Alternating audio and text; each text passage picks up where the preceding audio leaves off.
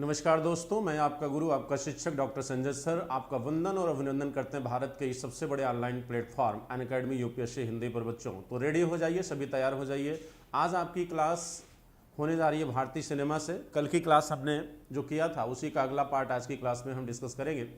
और कल की क्लास में हमने भारतीय सिनेमा के उद्भव को लेकर चर्चा किया था और उसके डेवलपमेंट को हमने लगभग 1960 तक देखा, यानी आज़ादी के पहले भारतीय सिनेमा का क्या स्वरूप था, उसके स्वरूप में समय के साथ क्या चेंजेज आया, क्या परिवर्तन आया, उसका डिस्कशन हमने 1960 तक किया था। यानी जो आपके गोल्डन युग जो कहा जाता है, जो स्वर्ण युग भारतीय सिनेमा का कहा जाता है, 1960 का युग, वहाँ तक बातें हुई थी। ठीक है, तो आज हम उसके आगे चर्चा करेंगे कि इस समय के साथ भारतीय सिनेमा में क्या चेंजेज आते हैं और किस तरह से एक एंग्री मैन युग आया, फिर आपके फिल्मों का एक नया दौर स्टार्ट होता। बच्चों तो सभी लोग क्लास से फटाफट जुड़ जाइए। जो है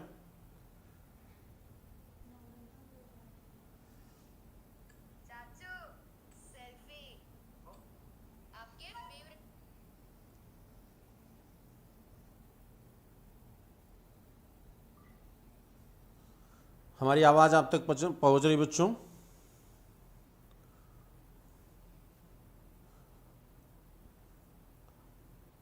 ऑडियो वीडियो पूरा क्लियर आपको सुनाई दे रहा है? साउंड सही है? हमारी आवाज़ आप तक पहुंच रही बच्चों?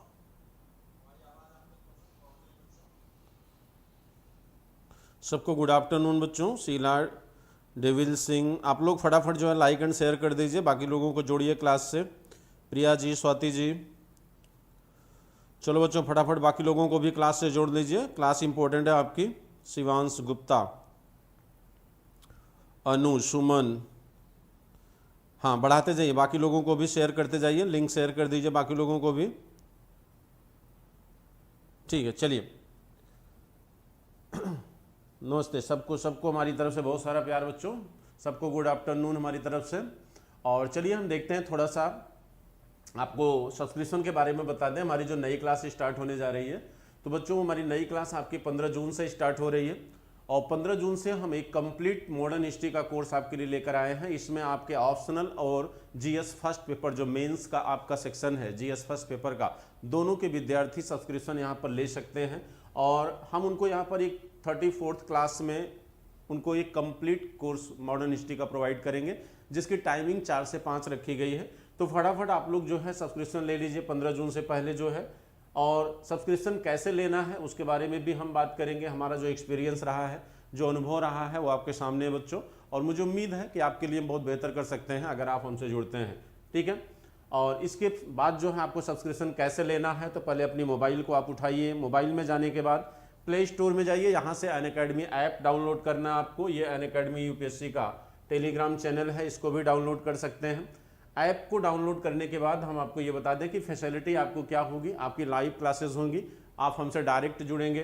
ठीक, इसके बाद क्लास जो आपकी होगी वो 3 दिन के बाद डाउट सेशन का क्लास होगा, डाउट क्लियरिंग सेशन की क्लास होगी। जो आपने 3 डेज में पढ़ा हुआ है उसका चौथे दिन आप उसको जो है अपने टीचर से, अपने एजुकेटर से उसके बारे में जितने भी डाउट्स हैं उसको क्लियर कर सकते हैं। और डाउट क्लियर करने के साथ साथ हम आपको टेस्ट सीरीज भी प्रोवाइड करते हैं, क्विज भी आपको दिए जाते हैं, यानी एक कंप्लीट प्रिपरेशन आपको अनअकैडमी प्रोवाइड करती है। तो बहुत अच्छा प्लेटफॉर्म है बच्चों, इस समय भारत का सबसे बढ़िया प्लेटफॉर्म है। और जितने भी टॉप एजुकेटर्स हैं, चाहे वो ऑफलाइन के रहे हों ऑनलाइन के, वो सब इस समय यहाँ पर मौजूद हैं। तो आपके सामने अपॉर्चुनिटी है, आप उसका प्रॉफिट लाभ लीजिए बच्चों। इसके लिए आपको क्या करना, मोबाइल में जाकर आपको लर्निंग ऐप जो है अनअकैडमी लर्निंग ऐप डाउनलोड करना है। उसको डाउनलोड करने के बाद आप इसको इंस्टॉल कर लीजिए। सेकंड स्टेप में आप उसको इंस्टॉल करेंगे बच्चों। इंस्टॉल करने के बाद जो है आपको जैसे इंस्टॉल करेंगे उसमें प्लस चैनल को आपको लिंक, प्लस चैनल को क्लिक करना है।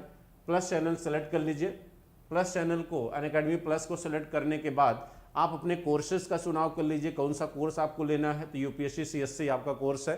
ठीक, बहुत सारे कोर्सेज यहाँ पर हैं, लेकिन आप सिविल की प्रिपरेशन कर रहे हैं तो आपको यूपीएससी सीएससी का सिलेक्शन करना है यहाँ पर। इसके बाद फिर आपको गेट सब्सक्रिप्शन पे जाना है, यहाँ से आपको सब्सक्रिप्शन लेना है। जैसे आप यहाँ पर क्लिक करेंगे गेट सब्सक्रिप्शन पे बच्चों, इसके सामने आपका सब्सक्रिप्शन ओपन होकर आ जाएगा कि कौन से कोर्सेज में आप एंट्री लेना चाहते हैं। तो अगर आप न्यूकमर स्टूडेंट हैं तो आप प्रीफर करिए 2 ईयर और 1 ईयर के सेक्शन को, यहाँ पर 2 ईयर और 1 ईयर का जो कोर्स दिया है ये कंप्लीट प्रिपरेशन आपको यहाँ पर दी जा सकती है इसके द्वारा। फी शेड्यूल जो है वो 1 ईयर का 44,000 है और 2 ईयर का 64,000 है। हाँ, अगर आप डिस्काउंट लेना चाहते हैं इस फीस में भी, अगर आपको डिस्काउंट लेना है बच्चों, तो आप हमारे SKY लाइव, ये मेरा रेफरल कोड है, इसको अप्लाई करेंगे तो आपको 10% डिडक्शन हो जाएगा आपकी फीस में और आपकी फीस कम होकर 39,600 हो जाएगी और 57,600 हो जाएगी। तो जरूरी है आप हमारे रेफरल कोड का उपयोग करें, तभी आप हमसे जुड़ सकते हैं। ठीक, हमारे रेफरल कोड का यूज करेंगे बच्चों तो आपको जो है 10% का डिस्काउंट दिया जाएगा आपकी फी में। और रेफरल कोड हमारा है SKY लाइव, SKY लाइव बच्चों, इसको मत भूलिएगा, ठीक है। और ये रेफरल कोड यूज करके आप सब्सक्रिप्शन ले सकते हैं और आप हमसे जुड़ सकते हैं। और मुझे उम्मीद है कि बहुत सारे बच्चे जुड़ेंगे, ठीक है, क्योंकि एक कंप्लीट प्रिपरेशन हम आपको दे सकते हैं। आपने अभी तक कहीं ना कहीं हमको समझा है, जाना है, एक विश्वास हमारे और आपके बीच क्रिएट हुआ है, तो आपको सारी चीज़ें हमारे बारे में पता हो चुकी हैं कि क्या क्वालिटी है, पढ़ाने की शैली कैसी है। तो जुड़िए बच्चों, मुझे उम्मीद है आपके लिए बहुत अच्छा करूँगा। तो चलिए आगे चलते हैं, ठीक है, आगे बढ़ते हैं अब। तो आज की क्लास आपकी है बच्चों, हम भारतीय सिनेमा का दूसरा क्लास आज आपका होगा, ठीक है। पहली क्लास में हमने जो डिस्कशन किया था उसके आगे आज हम क्लास में कंटिन्यू करेंगे। तो चलिए शुरू करते हैं 1960 के बाद के सिनेमा का दौर, जिसे गोल्डन एज माना जाता है भारतीय सिनेमा का। तो भारतीय सिनेमा का गोल्डन एज 1960 से शुरू होता है और वहां से हम इसे कंटिन्यू करेंगे। चलिए 1960 के दशक का भारतीय सिनेमा।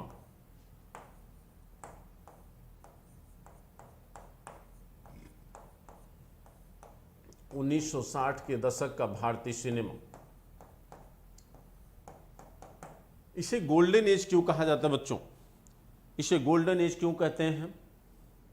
बेटा आप लोग अपनी संख्या को कम से कम इंक्रीज करिए और संख्या बढ़ाइए। बहुत बहुत कम है आप लोगों की संख्या। फटाफट जो है अपने ग्रुप में शेयर करिए, लिंक को शेयर करिए फटाफट।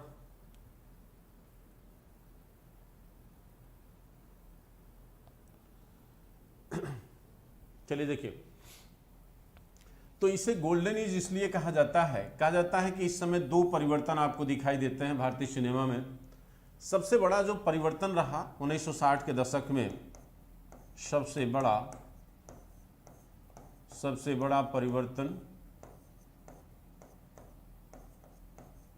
बड़ा परिवर्तन फिल्मों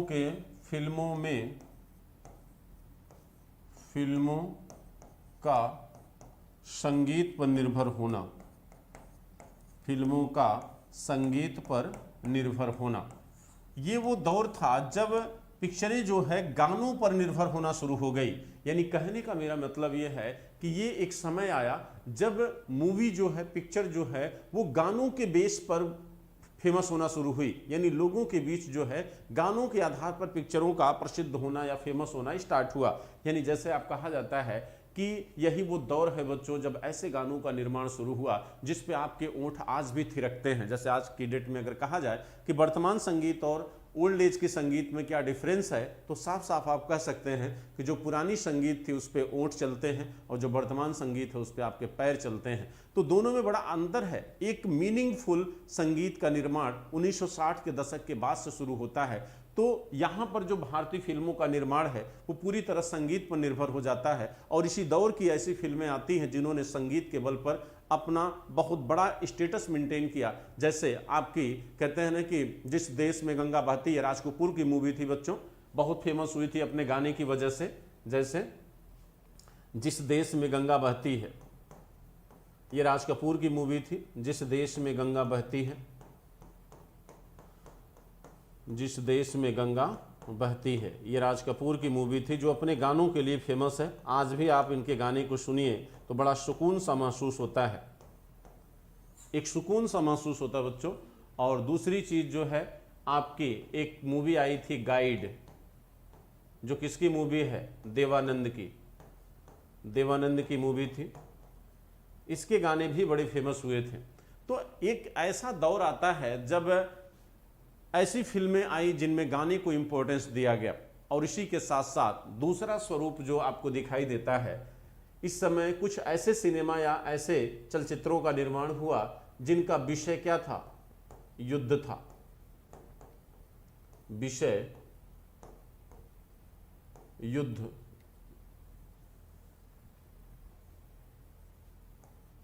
ऐसे लिखिए इसको, फिल्मों का विषय, फिल्मों का विषय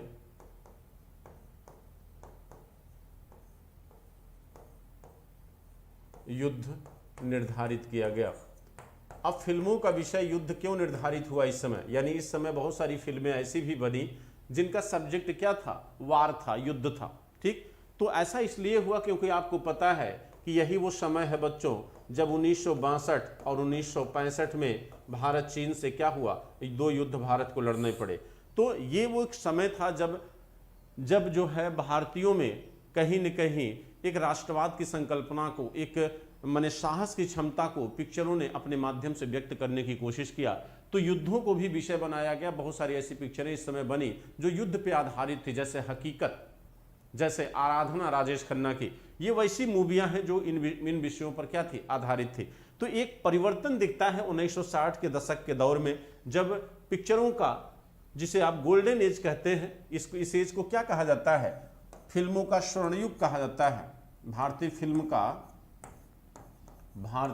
का स्वर्ण युग कहते हैं आप इसको, इसे भारतीय फिल्म का स्वर्ण युग कहा जाता है बच्चों। और स्वर्ण युग इसलिए कहा जाता है क्योंकि ये एक समय था जब फिल्मों ने एक बड़े जनमानस पर अपना प्रभाव डालना शुरू किया, यानी जनता के बीच एक बड़े जनमानस पर इन्होंने अपना प्रभाव स्थापित किया। और वह प्रभाव इसलिए स्थापित हुआ क्योंकि संगीत का समावेश मूवियों में अधिकतम होना दिखाई देना शुरू करता है। ठीक है। अच्छा, दूसरी चीज कहा जाता है कि भारत सरकार ने इस बात को महसूस भी किया कि अब पिक्चरों का जो प्रचलन है वो जनता पर ज़्यादा इफेक्टिव हो रहा है, जनता पर ज़्यादा अपना प्रभाव डाल रहा है।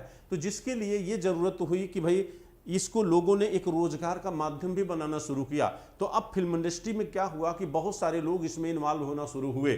तो जब बहुत सारे लोग इन्वॉल्व होना शुरू हुए तो एक प्रतिस्पर्धा का भी जन्म होता है, एक प्रतिस्पर्धा का भी जन्म हुआ। और प्रतिस्पर्धा में बेहतर गुणवत्ता लाने के लिए एक प्रशिक्षण की जरूरत होती है। और यही वो समय है जब फिल्म एवं टेलीविजन संस्थान की स्थापना की गई। किसके लिए? फिल्म एवं टेलीविजन संस्थान की स्थापना हुई बच्चों, किसके लिए? प्रशिक्षण के लिए। फिल्म एवं टेलीविजन संस्थान, फिल्म एवं टेलीविजन संस्थान की स्थापना की गई। किस बात के लिए? ताकि लोगों को प्रशिक्षण दिया जा सके, प्रशिक्षण देने के लिए। किसके लिए? प्रशिक्षण देने के लिए। ठीक। तो जो प्रतिस्पर्धा पैदा हुई उसने कहीं न कहीं क्या किया, ऐसे लोगों की डिमांड को बढ़ा दिया जिनमें एक्टिंग की क्वालिटी या एक्टिंग की क्षमता बेहतर थी। तो एक्टिंग की क्षमता को बढ़ाने के लिए लोगों ने प्रशिक्षण को महसूस किया। तो प्रशिक्षण देने के लिए फिल्म एवं टेलीविजन संस्थान की क्या की गई? स्थापना की गई। ठीक। कहा जाता है ये संस्थान की स्थापना बच्चों पुणे में की गई है। 1960 में इसकी स्थापना हुई थी। कहाँ पर? 1960 में पुणे में। लेकिन कहा जाता है कि जितना यह दौर भारतीय फिल्म के विकास के लिए जितना स्वर्णिम युग था उतना ही दुखदायी भी था। दुखदायी क्यों था? दुखदायी इसलिए था मेरे बच्चों, कहा जाता है ये वो दौर था जिसने भारतीय सिनेमा की नींव रखी। जो फाउंडर थे भारतीय सिनेमा के, यानी दादा साहब फाल्के। कहा जाता है दुर्भाग्य था देश का या भारतीय फिल्म जगत का कि दादा साहब फाल्के की मृत्यु हो जाती है इसी समय। कब? 1967 में। 1967 में बच्चों दादा साहब फाल्के की मृत्यु हो जाती है। दादा साहब फाल्के की मृत्यु हो गई। लेकिन कहा जाता है कि दादा साहब फाल्के के योगदान को देखते हुए, यानी फिल्म जगत में इनके योगदान को देखते हुए लोगों ने इनको क्या किया? अमर कर दिया। अमर कैसे हो गए ये? इन्हीं के नाम पर पुरस्कार की घोषणा कर दी गई। और आप जानते हैं कि आज भी दादा साहब फाल्के पुरस्कार दिया जाता है। और यह दादा साहब फाल्के पुरस्कार इसी ईयर से क्या किया गया? प्रारंभ किया गया। यानी 1967 से प्रारंभ हुआ दादा साहब फाल्के पुरस्कार। लेकिन ये पुरस्कार दिया किस सेक्टर में जाता है? किस सेक्टर में दिया जाता है? तो आप ये ध्यान रखिएगा कि फिल्मों में आजीवन योगदान के लिए, फिल्म में देखिए बच्चों, कहा जाता है कि फिल्मों में आजीवन योगदान के लिए, फिल्मों में आजीवन योगदान के लिए, फिल्मों में आजीवन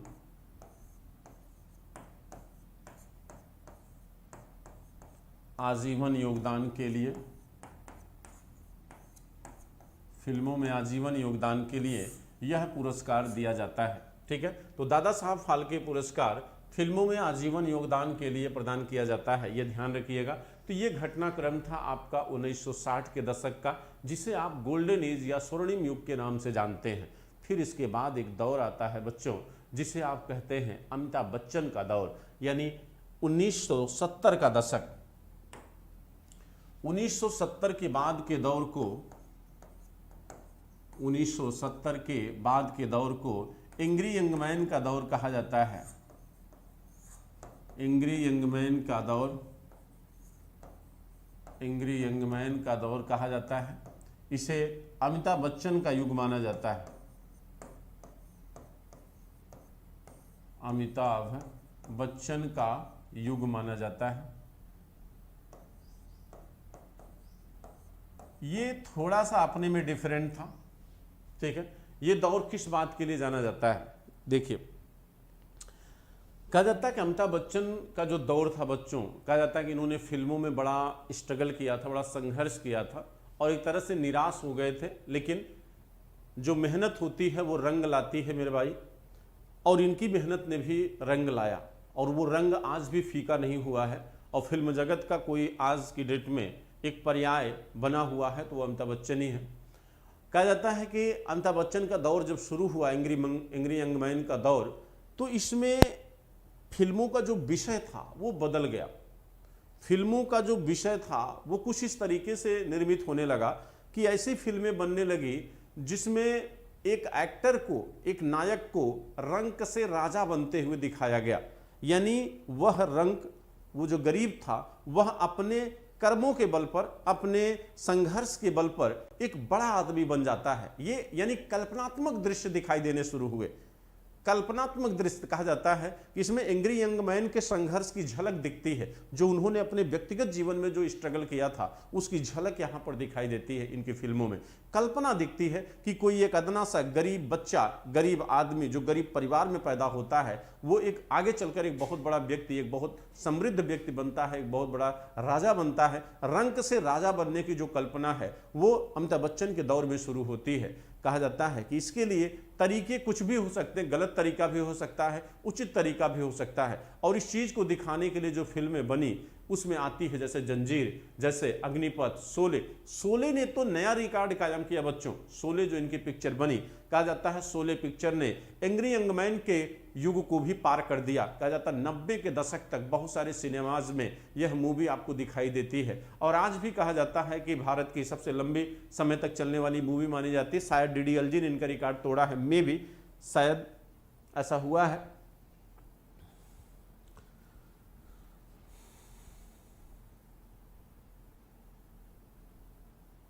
चलिए आगे बढ़ते हैं बच्चों।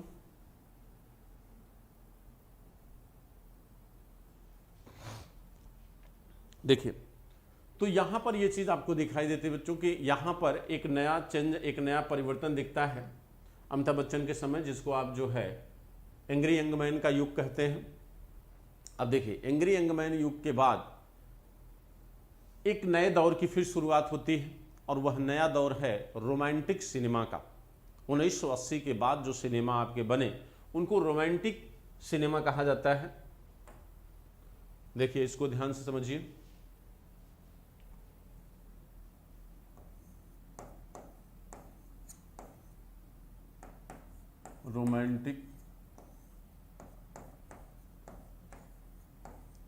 रोमांटिक सिनेमा का युग।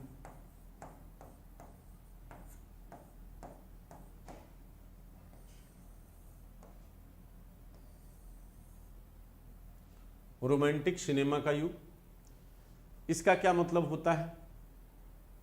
कहा जाता है कि रोमांटिक सिनेमा का जो दौर शुरू हुआ, रोमांटिक सिनेमा का दौर अपने जो सब्जेक्ट था उसमें परिवर्तन के लिए जाना जाता है। कहा जाता है कि रोमांटिक सिनेमा का जो दौर शुरू हुआ, भाई रोमांटिसिज्म दो लोगों से, दो मेल और फीमेल से बनता है, ठीक है। तो यहाँ पर ज़्यादातर ऐसे पिक्चर या चलचित्रों का निर्माण किया गया जिनका विषय क्या हो, सामाजिक विषय, यानी प्रेम आधारित विषयों पर मूवियाँ बनाना शुरू की गई। यानी ऐसी पिक्चरें बनना शुरू हुई जिनमें पारिवारिक कहानियों को दर्शाया गया, जिसे परिवार के साथ आप जाकर देख सकें। सामाजिक विषयों पर आधारित पिक्चरें दिखाई गई। यानी आप इसको कह सकते हैं कि इस समय ऐसी पिक्चरें बनी जो सामाजिक विषयों पर आधारित थी। सामाजिक विषय पर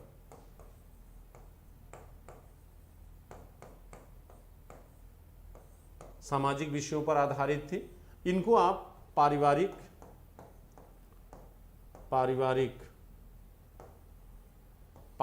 पृष्ठभूमि पर आधारित थी। पारिवारिक पृष्ठभूमि पर पिक्चरें बनना शुरू हुई। जैसे आप देखिए स्वर्ग पिक्चर, स्वर्ग को देख लीजिए, फिर आपके घराना पिक्चर को देखिए। तो बहुत सारे ऐसी पिक्चरें इस समय बनी जो सामाजिक विषयों पर आधारित थी। ये वो दौर है जब आपके अनिल कपूर, जैकी श्रॉफ, गोविंदा, ऋषि कपूर जैसे नायकों का दौर आता है। प्रेम रोग जैसी पिक्चरों का निर्माण होना शुरू होता है, जो उसमें कहीं न कहीं एक विधवा की कंडीशन को भी दर्शाया गया है। ठीक, सामाजिक विषयों का मतलब होता है जिसमें स्त्री के अस्तित्व को या स्त्री की सामाजिक स्थिति जो है उसको भी क्या किया जाए, दिखाया जाए। ठीक, तो ये वो दौर है जिसमें कहा जाता है कि कुछ ऐसे नायक उभर कर आए जैसे जैकी श्रॉफ जैसे ऋषि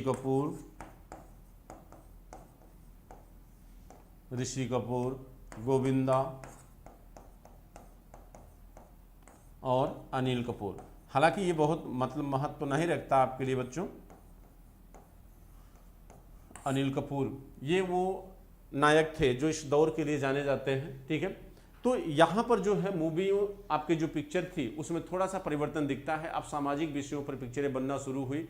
ठीक है, तो यहाँ पर बहुत ज़्यादा जो मूवियाँ बनी हैं वो परिवार की पृष्ठभूमि पर आधारित हैं। ठीक है, भाई बहन के झगड़े में, भाई के झगड़े में या पारिवारिक बंटवारे पर इस तरह से पिक्चरें बनी हैं। स्त्रियों की दशा परिवार में क्या है, स्त्रियों की विधवा की कंडीशन, ये उनके सती प्रथा की जो समस्या है, इन सारी चीज़ों पर पिक्चरें बनी हैं। ठीक है, लेकिन कहा जाता है कि यही वो दौर है जब 1980 से 90 के बीच, 1990 में एक नया दौर, एक नया चेंज आता है भारतीय फिल्मों में। वो है 3D फिल्मों का दौर। 3D फिल्म जिसको आज की डेट में आप सिनेमा में जब आप जाते हैं तो एक आपको ऐसा लेंस दिया जाता है जिसको यूज करके आप पिक्चर को देखते हैं। यानी किसी भी चीज़ के तीनों पहलुओं 3D, यानी लंबाई, चौड़ाई, ऊंचाई, तीनों चीज़ें जब आप देख पाते हैं उसको 3D कहा जाता है। तो ये पिक्चरें इसी समय बनना शुरू हुई। कहा जाता है 1990 में पहली 3D फिल्म बनकर आई जिसे कहते हैं माई डियर कुट्टी मेनन। ये पहली 3D फिल्म थी आपकी, 3D फिल्म, पहली 3D फिल्म,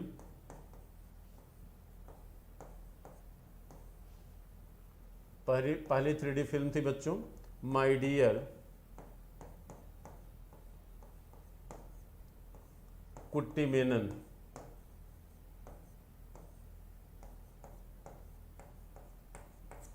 माई डियर कुट्टी मेनन ये पहली 3D फिल्म थी जो किस लैंग्वेज में थी, मलयालम में। ये किस भाषा में थी बच्चों, मलयालम। ये मलयालम भाषा में थी फिर पहली 3D फिल्म। इसके बाद आज के दौर में देखिए तो एक बड़ी मात्रा में इस तरह की फिल्में बन रही हैं। अच्छा, कहा जाता है कि संगीत में भी परिवर्तन आता है इस समय। संगीत के साउंड में भी परिवर्तन आया, और संगीत के साउंड में परिवर्तन आया इसी समय डॉल्बी साउंड का डेवलपमेंट किया गया। डॉल्बी साउंड जो आज के समय में उपयोग किया जाता है, डॉल्बी साउंड में क्या होता है, जो साउंड होता है वो आपका क्या होता है, बहुत तेज हो जाता है डॉल्बी साउंड सिस्टम में। ठीक, और ये सिस्टम जब विकसित हुआ तो कहा जाता है कि पिक्चरों में जो नृत्य शैली है इसको महत्व दिया जाने लगा। अब जो है जब डॉल्बी सिस्टम का डेवलपमेंट हो गया तो जो नृत्य शैली थी यह जो है आपकी महत्वपूर्ण बन गई। और ऐसे ऐसे एक्टरों का दौर शुरू होना प्रारंभ हो गया जो अपने नृत्य के नाम पर जाने जाते थे, जैसे गोविंदा, जैसे मिथुन दा, जिनको आप मिथुन चक्रवर्ती कहते हैं। ये ऐसे एक्टर थे जो अपने डांस के लिए जाने जाते बच्चों, और आज भी कहीं न कहीं ये परंपरा बनी हुई है। और ये परंपरा, जब यह सिस्टम आया तो कहा जाता है इसने संगीत पर भी अपना इफेक्ट डाला, और अब संगीत जो बनने लगी वह संगीत इस डांस के आधार पर बनने लगी। और पहले की जो संगीत थी बच्चों, वह जो है अर्थ के आधार पर बनती थी, जिसमें मीनिंग होती थी, जिसमें मधुरता होती थी, जो आप कह सकते हैं कि जिन पे आज भी आप गुनगुनाते हैं, ठीक। लेकिन आज की दौर की जो गाने हैं, जो संगीत है, वो कहीं न कहीं आपकी नृत्य शैली पर आधारित है। वो देन है किसकी? इस डाल्बी सिस्टम की बच्चों, ठीक है। क्लियर हुआ? मुझे उम्मीद है आपको समझ में आया होगा।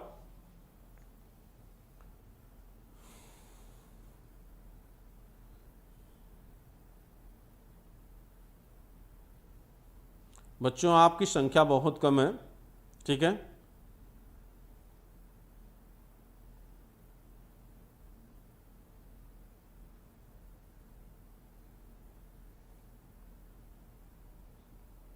अपनी संख्या को इंक्रीज करिए, आप लोग लाइक एंड शेयर करिए कम से कम। स्वाति जी, मेरी आवाज पहुंच रही है आप तक?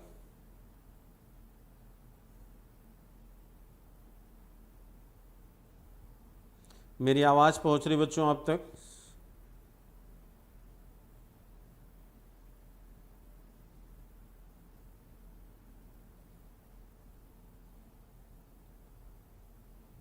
चलिए आगे देखते हैं। अब देखिए, कहा जाता है कि इस समय एक और दौर आता है 90 के दशक का बाद, 90 के दशक के बाद का दौर। 1990 के 1990 के दशक में विवादित फिल्मों का दौर आया। विवादित फिल्मों का दौर आता है।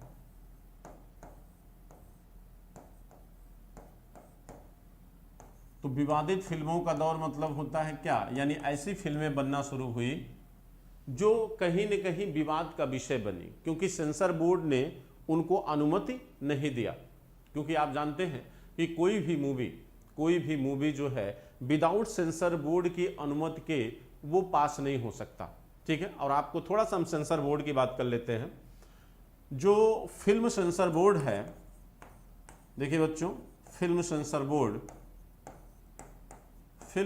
बोर्ड जो बना हुआ है, फिल्म सेंसर बोर्ड, ये बना है फिल्म एक्ट 1952 के आधार पर। ये फिल्म एक्ट 1952 के आधार पर फिल्म सेंसर बोर्ड बनाया गया है, जिसमें कुल 12 सदस्य होते हैं। 12 सदस्य होते हैं। अधिकतम कितने हो सकते हैं? 25। फिल्म सेंसर बोर्ड में अधिकतम सदस्य कितने हो सकते हैं? 25 सदस्य हो सकते हैं अधिकतम, ठीक है। इसका जो मुख्यालय है वो कहाँ है? बम्बई में है। फिल्म सेंसर बोर्ड का मुख्यालय बच्चों कहाँ है? बम्बई में है। फिल्म सेंसर बोर्ड का मुख्यालय कहाँ है? बम्बई में है। ये जो फिल्म सेंसर बोर्ड है, ये भारतीय प्रसारण मंत्रालय के अधीन होता है। भारत प्रसारण मंत्रालय के अधीन होता है। भारत प्रसारण मंत्रालय के अधीन होता है, और यही मंत्रालय इसके चेयरपर्सन या अध्यक्ष की नियुक्ति करता है। भारत प्रसारण मंत्रालय ही इसके अध्यक्ष की नियुक्ति करता है। तो अब हम देखते हैं इसका काम क्या है, फिल्म सेंसर बोर्ड करता क्या है। फिल्म सेंसर बोर्ड का जो कार्य होता है बच्चों, वो फिल्मों की जांच करना होता है। फिल्म सेंसर बोर्ड जो है क्या करता है? तो फिल्म सेंसर बोर्ड जो है वो फिल्मों की जांच करता है। कोई भी फिल्म जो है बिना इस सेंसर बोर्ड की अनुमति के वह प्रदर्शित नहीं हो सकती। फिल्म सेंसर बोर्ड की बिना जांच के कोई भी फिल्म जो है वो पब्लिक नहीं हो सकती, यानी प्रदर्शित नहीं हो सकती है। तो फिल्म सेंसर बोर्ड जो है फिल्मों की जांच के बाद सर्टिफिकेट देता है फिल्मों को। फिल्म को क्या देता है, सर्टिफिकेट देता है। ठीक है, तो सर्टिफिकेट कितने प्रकार का देता है, फिल्म सेंसर बोर्ड जो है सर्टिफिकेट कितने प्रकार का देता है बच्चों, 2 प्रकार का सर्टिफिकेट देता है। ठीक, एक यू सर्टिफिकेट और दूसरा ए सर्टिफिकेट। तो जो यू सर्टिफिकेट होता है ये यूनिवर्सल होता है, यानी ऐसी मूवियां जिसे सभी लोग देख सकें, ऐसी पिक्चर जिसे सभी लोग देख सकें, और ए सर्टिफिकेट की मूवी जो है वही लोग देख सकते हैं जो एडल्ट लोग हों, यानी जो 18 वर्ष से अधिक हों, जो एडल्ट हों वही लोग इस मूवी को देख सकते हैं, जो 18 वर्ष से हैं। तो इसमें कहीं ना कहीं वल्गैरिटी होती है थोड़ा सा। ठीक, अभी वर्तमान में तो 2 सर्टिफिकेट और आ गए हैं। उसमें एक सर्टिफिकेट है जिसके अंतर्गत केवल डॉक्टर, इंजीनियर जैसा वर्ग ही उन पिक्चरों को देख सकता है, जो टेक्नोलॉजी से जुड़ी हुई मूवियाँ हैं। ठीक है, तो ये सर्टिफिकेट वो देता है। और आप सोचिए कि किन तरह की मूवियों को सर्टिफिकेट दिया जाता है, तो कितने तरह की मूवियों को सर्टिफिकेट देता है। सर्टिफिकेट तो 2 टाइप के हो गए, कितने तरह की मूवियों को देता है। तो देखिए कितने तरह की मूवियों को देता है। एक वह मूवी जो भारत में निर्मित हो, भारत में बनने वाली मूवी को, भारत में बनने वाली फिल्म, भारत में बनने वाली फिल्मों को बच्चों, तो भारत में बनने वाली फिल्मों को देता है। दूसरा आयातित फिल्में, आयातित फिल्मों का मतलब होता है जो विदेशी फिल्में भारत में दिखाई जाती हैं। आयातित फिल्में भी, बिना आयातित फिल्में भी, यानी जो हॉलीवुड की फिल्में होती जो भारत में आके पब्लिक होती हैं, वो फिल्में भी बिना इनकी अनुमति के पब्लिक नहीं हो सकती, उनको भी सेंसर बोर्ड से सर्टिफिकेट लेना पड़ता है। ठीक है, इसके बाद दक्षिण भारत की मूवी, दक्षिण भारत की मूवी, भोजन,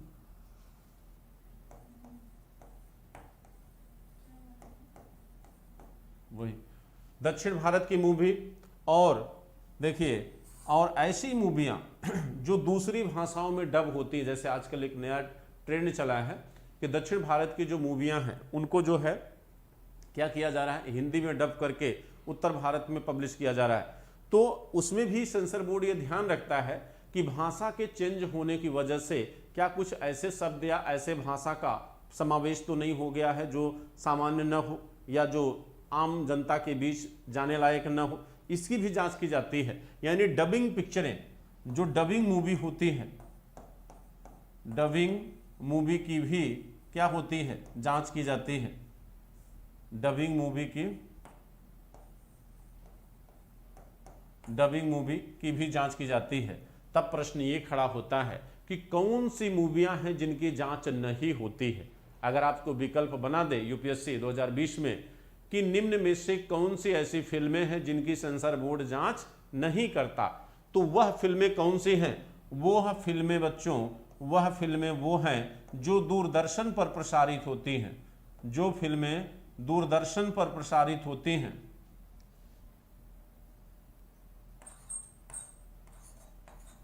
जो फिल्में दूरदर्शन पर प्रसारित होती हैं उनकी जांच सेंसर बोर्ड नहीं करता। क्यों नहीं करता, उसका रीजन है, उसका कारण है। कारण ये है कि दूरदर्शन एक सरकारी चैनल है और यहाँ पर ये मान लिया जाता है कि इस चैनल पर जाने से पहले वही मूवी यहाँ पर पब्लिक होती होगी या दिखाई जाती होगी जो कहीं न कहीं समाज के क्या हो, अनुकूल हो, जिसे सरकार की अनुमति हो। इसलिए यहाँ पर जो इस चैनल पर जो मूवी पब्लिक होती है या दिखाई जाती है उसकी सेंसर बोर्ड जांच नहीं करता। ये ध्यान रखिएगा, प्रश्न ये पूछा जा सकता है। ठीक है, चलिए आगे बढ़ते हैं।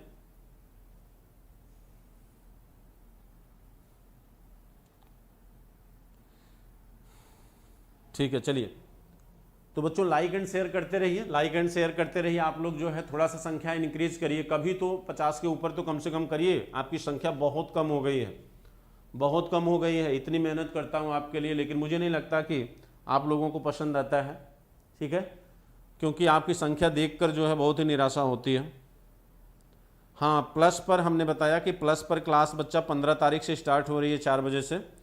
4 PM से आपकी क्लास स्टार्ट हो रही प्लस पे, तो वहाँ फटाफट आप लोग जुड़ जाइए। जो लोग लंबी पारी खेलना चाहते हैं, जो लोग रिजल्ट लेना चाहते हैं। प्राची चौधरी,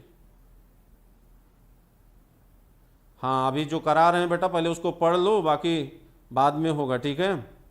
प्राची जी अभी जो पढ़ाया जा रहा है पहले उसको पढ़ो, तो मिडुअल हिस्ट्री स्टार्ट होने वाली है, ठीक है। चलो अब देखिए, हाँ ये बात हो गई, हमने बात किया सेंसर बोर्ड की। तो मैं बात कर रहा था विवादित फिल्मों की। देखिए 1990 के दशक के बाद, 1990 के बाद विवादित फिल्मों का दौर आता है।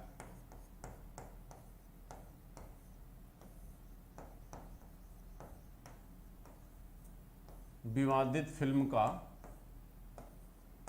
दौर आता है। 1990 के दशक के बाद क्या हुआ, विवादित फिल्मों का दौर आया, ठीक। अब देखिए कहा जाता है कि इस समय 1990 के दशक के बाद कौन सी ऐसी फिल्में थी जो विवादित थी और क्यों हुई। देखिए जरा, एक पिक्चर आई थी, आपको याद होगा, ये शेखर कपूर की पिक्चर थी। शेखर कपूर ने इसे बनाया था, शेखर कपूर ने बच्चों इसे बनाया था। इस फिल्म का नाम था बैंडेड क्वीन। बैंडेड क्वीन, बैंडेड क्वीन ये फिल्म थी। और ये फिल्म मुझे जहाँ तक याद है ये 1994 में ये मूवी पब्लिक हुई थी। कहा जाता है बैंडेड क्वीन में एक सामाजिक विषय पर ये बनी हुई मूवी थी, जिसमें एक दलित महिला की एक क्षत्रिय बिरादरी के द्वारा शोषण दिखाया गया था। उसके परिवार का या उसका शारीरिक शोषण हुआ था। और इस मूवी को फिल्माने में शेखर कपूर ने कहीं न कहीं वल्गैरिटी, ओपन इन्होंने दिखा दिया था, जिसकी वजह से कहा जाता है कि सेंसर बोर्ड ने इस फिल्म को बैन कर दिया था। एक विवाद उत्पन्न हुआ इस फिल्म को लेकर, चूंकि घटना तो सच थी, सच घटना पर यह पूरी मूवी बेस्ड थी, लेकिन उस फिल्म को दिखाने के लिए सेंसर बोर्ड ने क्या किया, बैन कर दिया। तो इसमें एक लंबा विवाद चला, ठीक, क्योंकि सच घटना पर यह मूवी बेस्ड थी, तो सेंसर बोर्ड भी कहीं न कहीं इसके लिए वो था, लेकिन एक विवाद क्रिएट हुआ। इसके बाद इस तरह की मूवियों का दौर ही शुरू हो जाता है। जैसे इसके बाद आप देखें तो दीपा मेहता बहुत ही, जैसे आजकल आप देखें तो क्या नाम है इनका, जिन्होंने आपकी ये मूवी बनाई थी बच्चों, गंगा जल, प्रकाश झा जिस तरह से मूवियां बनाते हैं उसी तरह की मूवियां कभी बनाया करती थी दीपा मेहता। दीपा मेहता ने एक मूवी बनाई थी बच्चों वाटर, 2 मूवियां उन्होंने बनाई थी, वाटर और फायर। दीपा मेहता बच्चों 2 मूवी बनाई थी, एक का नाम था वाटर और एक का नाम था फायर। ये 2 मूवी उन्होंने बनाया था और दोनों मूवियां लंबे समय तक विवादित रही। जो वाटर मूवी थी इसमें क्या था, एक विधवा के जीवन को दिखाया गया था, उसका सामाजिक बहिष्कार दिखाया गया था एक वर्ग विशेष के द्वारा, एक समुदाय विशेष के द्वारा, जिसका समाज ने विरोध किया। इसके विरुद्ध लोगों ने हड़तालें की। बात समझ रहे, सेंसर बोर्ड ने इसको क्या किया, बैन किया। और जो फायर मूवी है, जो फायर दीपा मेहता की जो मूवी थी बच्चों, इसमें 2 औरतों के बीच समलैंगिक प्रेम को दर्शाया गया है। 2 औरतों के बीच जो है समलैंगिक प्रेम को दर्शाया है दीपा मेहता ने। 2 औरतों के बीच समलैंगिक प्रेम को दर्शाया, समलैंगिक प्रेम को दर्शाया। कहा जाता है कि यह पहला प्रयास था, बहुत बड़ा एक मूवमेंट देखा गया इस मूवी के विरुद्ध, जो है एक लंबा विवाद पैदा हुआ इस मूवी के दौरान। लेकिन कहा जाता है कि दीपा मेहता ने एक ट्रेंड पैदा कर दिया, एक ऐसा ट्रेंड उन्होंने क्रिएट किया कि आज भी इस तरह की मूवियां बनती हैं, लेकिन सेंसर बोर्ड आसानी से ए सर्टिफिकेट देता, सॉरी यू सर्टिफिकेट देता है। जैसे अभी आप रिसेंट में देखे होंगे एक मूवी आई थी खुराना की, आयुष्मान खुराना की समलैंगिकता पर ही एक मूवी आई थी, जिसका कोई विरोध नहीं हुआ, एंटरटेनिंग मूवी थी, लोगों ने इसे एक्सेप्ट किया। तो किसी भी विचारधारा का या किसी भी सामाजिक नियम का जब सामाजिक नियम पूरी तरह से जब पॉपुलर हो जाता है तो हमारा जो मन होता है उसे आसानी से क्या करता है, एक्सेप्ट कर लेता है। लेकिन जब पहली बार वो चीज़ें उभर कर आती हैं तब हमारा ये जो रेडिकल मन है, ये जो हमारा विचार है, ये उस चीज़ को एक्सेप्ट करने के लिए तैयार नहीं होता है। लेकिन जब वही चीज़ें धीरे धीरे पॉपुलर हो जाती हैं तो हम उस चीज़ को आसानी से एब्जॉर्व कर लेते हैं। बहुत एक लंबे समय तक ये आपके सुप्रीम कोर्ट का भी विवाद रहा समलैंगिकता को लेकर, तो एक चर्चा का विषय बना रहा। ठीक, मूवियों का यही योगदान होता है कि वो किसी भी विषय को, किसी भी ऐसे उपेक्षित सब्जेक्ट को जो समाज में उपेक्षित वर्ग है उसको समाज की मुख्य धारा में लाकर खड़ा कर देते हैं। ये फिल्मों का सबसे बड़ा योगदान है।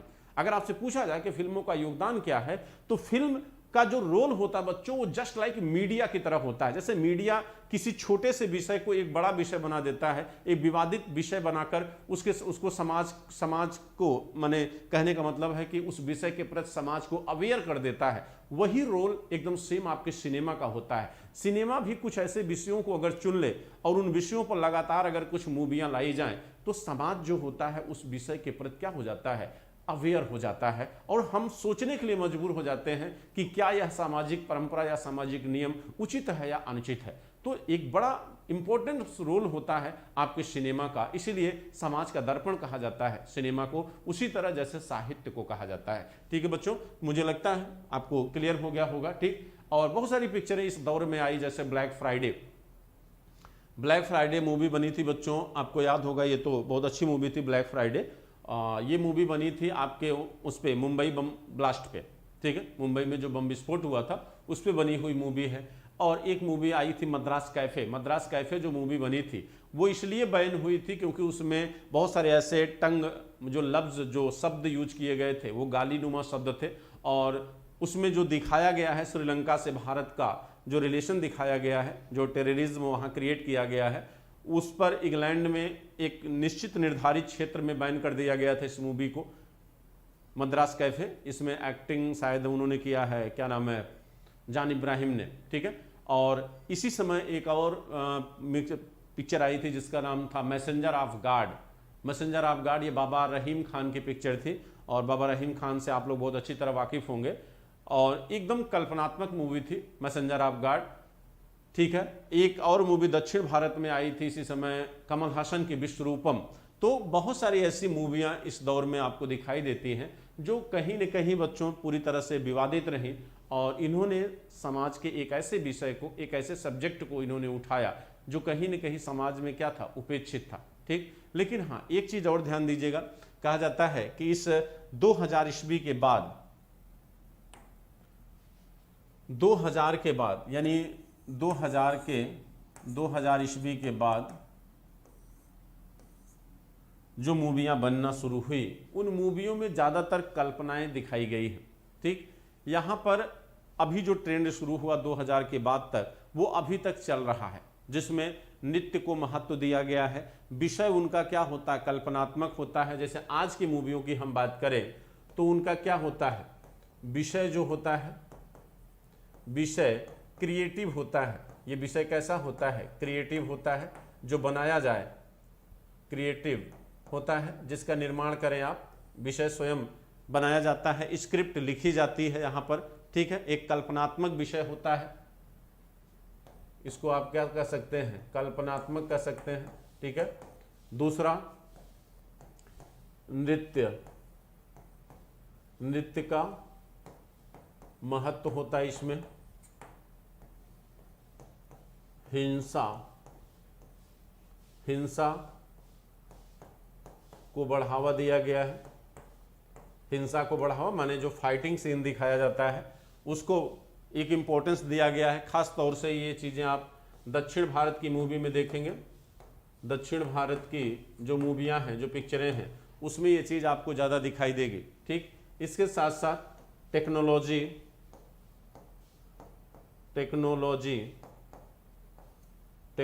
का ज़्यादा उपयोग वर्तमान पिक्चरों में दिखाई देता है। ठीक है, और सच में आपको देखा जाए तो कहा जाता है कि इस समय एक ऐसा दौर आया जब इन्होंने समाज में व्याप्त भ्रष्टाचार को भी एक मुद्दा बनाया।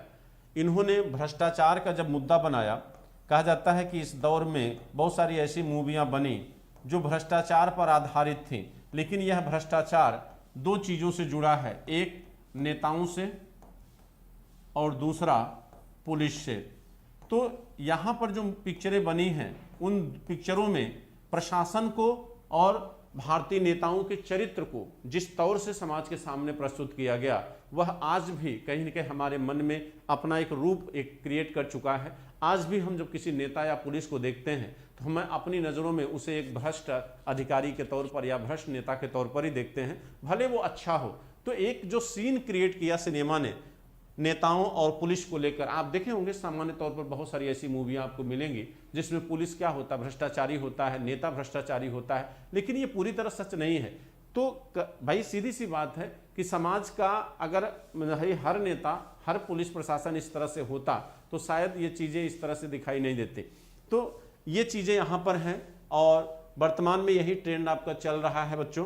टेक्नोलॉजी का भी यूज किया गया है, बहुत सारी मूवियाँ काल्पनिक बनना शुरू हो गई हैं, ठीक, जिनमें बहुत सारे ऐसे टेक्नोलॉजी का यूज किया जा रहा है, ठीक, वर्तमान में चीज़ें दिख रही होंगी आपको। चलिए, तो ये तो रही जितनी भी हमने बातें किया, ये सारी बातें उत्तर भारत की रही।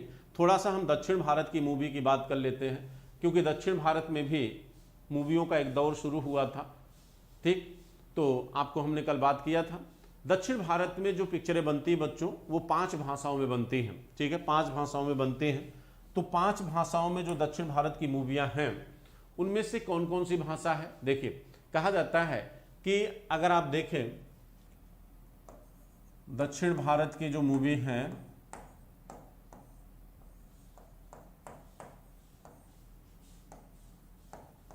दक्षिण भारत में फिल्म, दक्षिण भारत में फिल्म, अब देखिए यहाँ पर बच्चों जो फिल्में बनी हैं वो कन्नड़ भाषा में है, कन्नड़ भाषा, तेलुगु भाषा,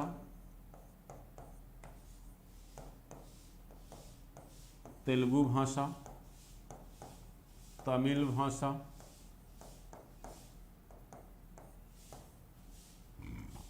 मलयालम भाषा,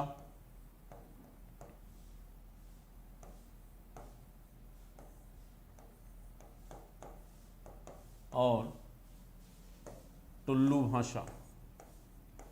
ये भाषा बच्चों आप लोगों को थोड़ा सा अजीब लग रही होगी। जो ये भाषा है टुल्लू भाषा, कहा जाता है कि जो टुल्लू भाषा बच्चों ये तटीय कर्नाटक क्षेत्रों में बोली जाती है। ये कहाँ बोली जाती है? तटीय कर्नाटक क्षेत्र में, तटीय कर्नाटक क्षेत्र में बोली जाती है। ये 5 भाषाओं में दक्षिण में मूवियों का निर्माण यानी पिक्चरों का निर्माण किया जाता है। इसमें सबसे ज़्यादा मूवी जो बनती हैं वो इन 2 भाषाओं में बनती हैं। सर्वाधिक फिल्म, सर्वाधिक जो फिल्म है वो आपके तमिल और तेलुगु में बनाई जाती है, ठीक। हाँ, एक चीज़ ध्यान दीजिएगा, दक्षिण भारत में जो मूवी या जो पिक्चरों का प्रारंभ हुआ उसमें जैसे आप उत्तर भारत में अगर देखें तो दादा साहब फाल्के को जिस रूप में आप देखते हैं उसी तरह दक्षिण में आप एन.टी. रामाराव को देख सकते हैं। एन.टी. रामाराव को देख सकते हैं। हाँ, एक चीज़ ये भी ध्यान दीजिएगा, तमिल और यहाँ पर जो मूवियाँ बनी हैं वो प्रारंभिक चरण में पौराणिक कथाओं पर बनती थी। इनका जो विषय होता था वो पौराणिक कथाएं होती थी, जैसे दक्षिण में महाभारत रामायण से कथाएं ली जाती थी ज़्यादातर, ठीक। लेकिन आगे चलकर जो है सामाजिक समस्याओं पर बनने लगी, भ्रष्टाचार पर बनने लगी, महिलाओं की समस्याओं पर बनना शुरू हुई, ठीक। जो आज का जो ट्रेंड दिख रहा है दक्षिण भारत में वह भी पूरी तरह हिंसा पे आधारित है, ठीक। भ्रष्टाचार पर मूवियाँ बन रही हैं, उनमें भी ज़्यादातर एक्शन मूवियाँ आपको दिखेंगी जो कल्पनात्मक होती हैं, ठीक। तो दक्षिण भारत भी आज की डेट में एक डेवलप फिल्म इंडस्ट्री के रूप में दिखाई देता है। जो शुरुआत उत्तर भारत से हुई तो भाई अगर देखें तो साथ साथ दोनों सेक्टर का डेवलपमेंट होना शुरू हुआ था, क्योंकि पहला जो थिएटर बना था बच्चों, वो कहाँ बना था? मद्रास में, ठीक। तो पिक्चरों का जो पिक्चराइजेशन है उस जो फिल्मांकन है वो एक साथ शुरू हुआ, लेकिन डेवलपमेंट उसका ज़्यादा उत्तर भारत में हुआ था, खास तौर से मुंबई में, जिसे आप बॉलीवुड कहते हैं, लेकिन आगे चलकर दक्षिण भारत में भी ये पिक्चरों का निर्माण या विकास हमें दिखाई देता है।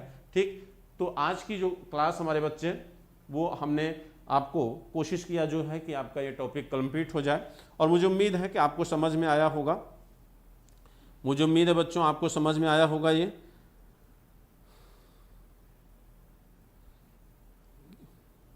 आप लोग आपस में क्या बात करते रहो बेटा आप लोग?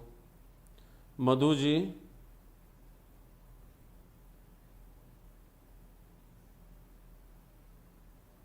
नीतू अग्रवाल, प्रीलिम्स में यूपीएससी के जीएस के 3 पेपर होते?